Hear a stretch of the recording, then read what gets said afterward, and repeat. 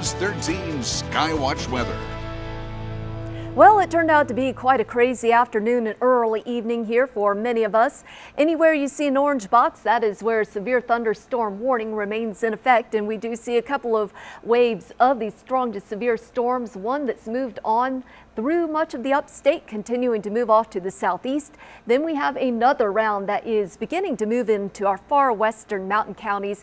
And of course, the severe thunderstorm warning that remains for part of Buncombe County, with the severe storm that is moving off to the east at about 15 miles an hour along I-40. And you do see the track 615. It should be in Old Fort, 620 in Lake Lure, on into Whitehorse at 626, and then Shingle Hollow by 630.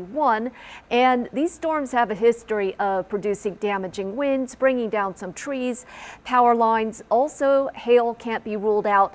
And again, the severe thunderstorm warning, it's just been dropped like right now. However, strong storms and certainly some damage can't be ruled out over the next 15-20 minutes or so. And many of these storms have been heavy rain producers.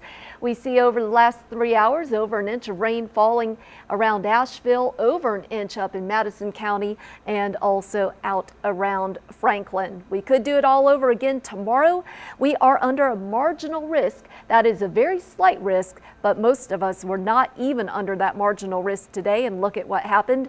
So tomorrow we are looking at another very active day. So keep that in mind if you are planning any outdoor activities. We start off the morning in the mid-60s. We quickly warm into the upper 70s, and we can't rule out a few storms by noon, and then on into the afternoon, scattered storms. What we have on the bigger picture is this frontal boundary just to the north of us. It's been kind of a focus for a couple of waves of these storms.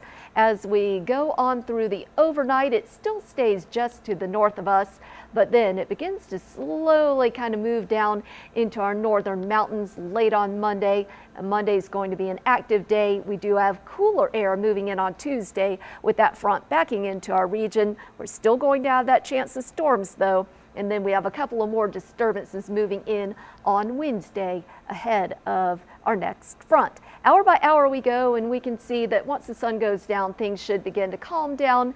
However, we do see plenty of activity on tap for Monday afternoon especially. Look at 3:30. The foothills could really be getting the brunt of another round of strong to severe storms.